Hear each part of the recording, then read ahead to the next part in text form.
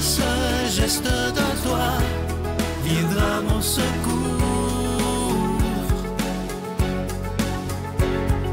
Viens semer dans mon âme le grain de l'amour. Je traverse un désert et je meurs de soif. Montre-moi le mystère qui garde la foi. Bonjour, bienvenue à votre émission La Victoire de l'amour. On rejoint tout de suite, en ce beau mardi 7 février, notre ami William Baudouin pour sa chronique et à l'homélie, ce sera l'abbé Emmanuel Zettino.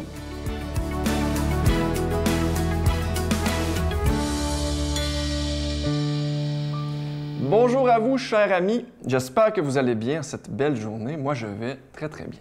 Alors aujourd'hui, la beauté du jour, je l'ai nommée maturité spirituelle.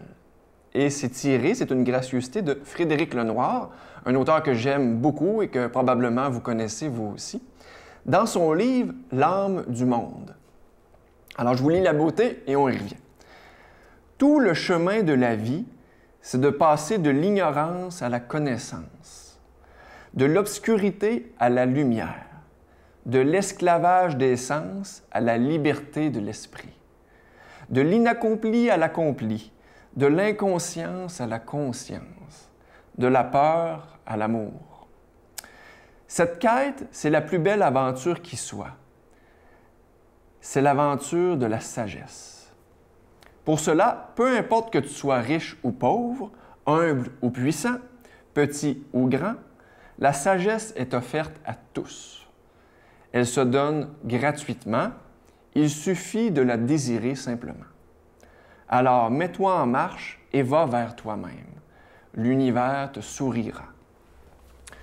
Frédéric Lenoir, je me répète, mais est un auteur que j'aime beaucoup, beaucoup, beaucoup. Si vous ne le connaissez pas, c'est le temps ou jamais d'aller acheter ses livres, d'aller à la bibliothèque, le lire. Alors, j'ai intitulé cette chronique « Maturité spirituelle » parce que Frédéric Lenoir nous explique vraiment que la vie, une vie spirituelle, c'est une vie en transformation, en mouvement.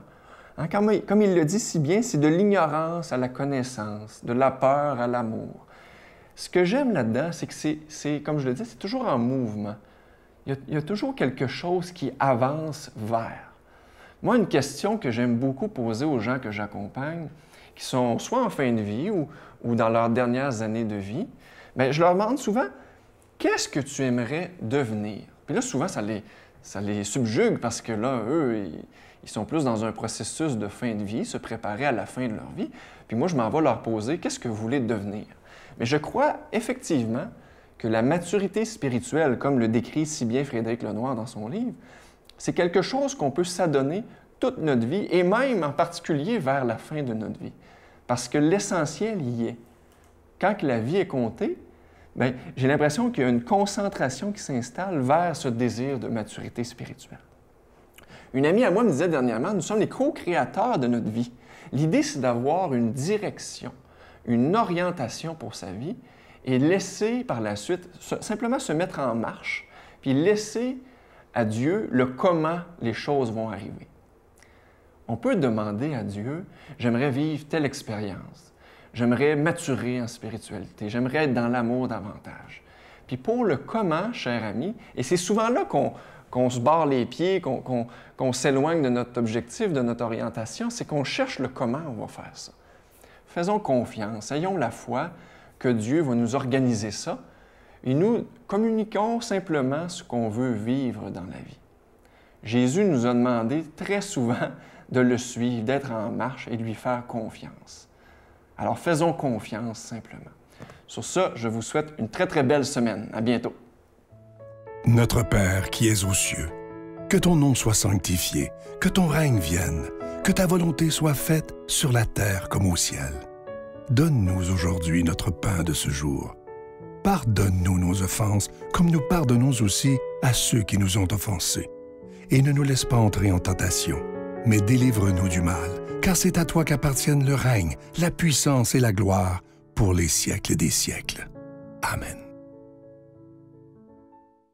La Victoire de l'amour vous invite à sa retraite spirituelle les 5, 6 et 7 mai 2023 sous le thème « Grâce à lui, je suis enfin heureux » en compagnie du Père Stéphane Roy, Père Gauthier, Victor, William Baudouin, Miguel, Sylvain et comme invité spécial Christine Michaud à l'Hôtel et Suites Le Dauphin de Drummondville. Réservé au 514-523-4433 ou sans frais au 1-888-811-92-91. Voir le beau, apprécier le bon et faire le bien.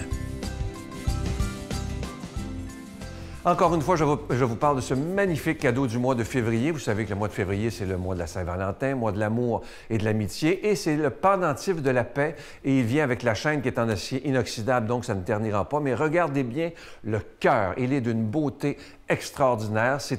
C'est fait en pierre d'agate bleue. C'est absolument magnifique. Je vous rappelle que ce bijou, c'est un véritable bijou, là. Il est déjà béni. Ça se donne bien en cadeau. On peut se le faire pour soi-même, le cadeau, et l'offrir à quelqu'un d'autre. Alors, je vous rappelle que vous le recevrez avec un don de 25 $ et si vous en voulez deux, avec un don de 40 $. Et je dois vous dire que, en tout cas, d'après moi, depuis les 28 dernières années, ça, c'est dans les beaux cadeaux, pas à peu près. Et si vous saviez comment on travaille fort pour vous trouver de beaux cadeaux afin d'aider, évidemment, la Victoire de l'amour. Je vous donne l'adresse, la Victoire de l'amour, case postale 120, succursale Boucherville à Boucherville, le J4B 5E6, je vous la redonne. La Victoire de l'amour, case postale 120, succursale Boucherville à Boucherville, le J4B 5E6. Également par téléphone, par carte de crédit du lundi au vendredi de 8h30 à 16h30 dans le 514-523-4433, 523-4433 ou sans frais le 1-888-811-9291,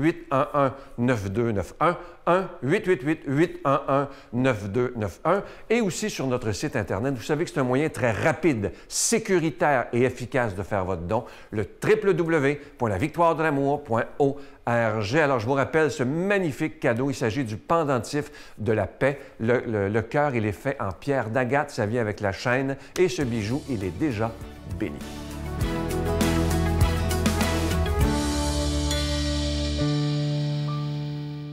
Mon Dieu, donnez-moi la sérénité d'accepter les choses que je ne peux changer, le courage de changer les choses que je peux et la sagesse d'en connaître la différence. Amen.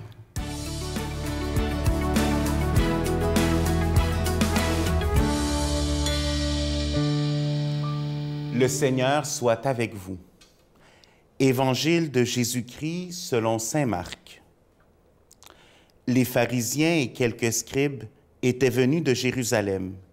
Ils se réunissent autour de Jésus, voient quelques-uns de ses disciples prendre leur repas avec des mains impures, c'est-à-dire non lavées. Les pharisiens, en effet, comme tous les Juifs, se lavent toujours soigneusement les mains avant de manger. Fidèles à la tradition des anciens et au retour du marché, ils ne mangent pas avant de s'être aspergés d'eau. Et ils sont attachés, encore par tradition, à beaucoup d'autres pratiques, lavage de coupes, de cruches et de plats. Alors les pharisiens et les scribes demandent à Jésus, « Pourquoi tes disciples ne suivent-ils pas la tradition des anciens? Ils prennent leur repas sans s'être lavé les mains. » Jésus leur répond, « Isaïe a fait une bonne prophétie sur vous. Hypocrite, dans ce passage de l'Écriture, ce peuple m'honore des lèvres, mais son cœur est loin de moi. Il est inutile le culte qu'ils me rendent. Les doctrines qu'ils enseignent ne sont que des préceptes humains. Vous laissez de côté le commandement de Dieu pour vous attacher à la tradition des hommes. » Il leur disait encore, « Vous rejetez bel et bien le commandement de Dieu pour observer votre tradition. En effet, Moïse a dit, « Honore ton père et ta mère. » Et encore, « Celui qui maudit son père ou sa mère sera mis à mort. » Et vous, vous dites, « Supposons qu'un homme déclare à son père ou à sa mère, « Les ressources qui m'auraient permis de t'aider sont corban, c'est-à-dire offrande sacrée. » Vous l'autorisez à ne plus rien faire pour son père ou sa mère, et vous annulez la parole de Dieu par la tradition que vous transmettez. Et vous faites beaucoup de choses du même genre. Acclamons la parole de Dieu.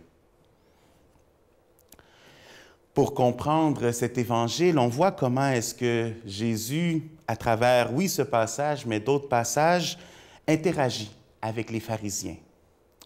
Il faut toujours se souvenir que les pharisiens étaient et voulaient aller à l'essentiel de la loi. Alors, on s'entend, il y a le respect par la loi, du respect de l'alliance avec Dieu. Alors, les pharisiens, dans ce respect très ferme de la loi, ils avaient une bonne intention, c'était celui de respecter l'alliance. Mais c'est sûr que Jésus ici vient les aider pour faire le cheminement et aller plus loin. Parce que le danger, justement, comme on voit aujourd'hui, c'est qu'avec ce désir de respecter la loi, leur vision change sur eux-mêmes et sur les autres. À force de vouloir respecter chacun des préceptes, il est beaucoup plus facile de porter un jugement sur l'autre. Et c'est là où, pour nous aussi, c'est un appel à faire attention. Parce que justement, quand on sent qu'on est sur le bon chemin, quand on sent qu'on respecte bien les commandements de Dieu, quand on sent qu'on est bien à l'écoute et qu'on se dit, bien, moi je suis sur le bon chemin, c'est là où il y a toujours le danger, que notre regard se transforme et change sur la façon qu'on regarde les autres. Parce qu'on est beaucoup plus tenté à ce moment-là de dire, bien, regarde, celui-là, il n'agit pas selon le commandement de Dieu. Regarde comment celui-là ne respecte pas la volonté de Dieu. Et c'est là où on rentre dans un jugement. C'est là où on rentre dans une critique. Et c'est là où, comme le dit Jésus, on entre dans une hypocrisie. Être prudent, c'est ce que Jésus veut nous dire. Respecter la loi, aimer la loi, mais trouver le sens de la loi. Parce que sinon, on ne fait que suivre les préceptes sans recevoir ce commandement de Dieu qui est le premier. Et c'est surtout, bien, on finit par une autosatisfaction de nos bonnes œuvres. On se concentre sur toutes nos bonnes actions et on met notre focus là-dessus, sur les bonnes choses que je fais, sur les personnes que j'aide et tout ça. Et oui, c'est bien de s'en rendre compte, mais que ce ne soit pas pour nous autosatisfaire, mais pour nous aider à grandir et voir qu'il y a encore plus d'autres besoins, qu'il y a encore d'autres personnes à aider, d'autres personnes vers qui aller, et surtout, éviter à tout moment le jugement. Parce que finalement, on est appelé non à juger, mais à aimer. Et c'est là le message principal que le Seigneur donne et continue de donner à chacun d'entre nous, à être capable de vivre de cet amour pour donner cet amour et laisser le jugement de côté.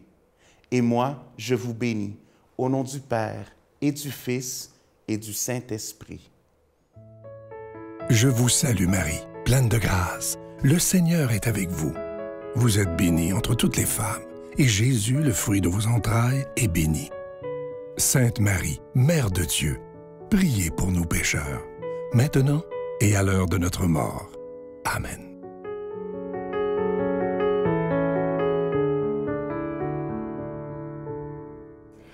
Écoutez bien cette belle citation de l'actrice Romy Schneider. « Réussir, ce n'est pas toujours ce qu'on croit. Ce n'est pas devenir célèbre, ni riche ou encore puissant.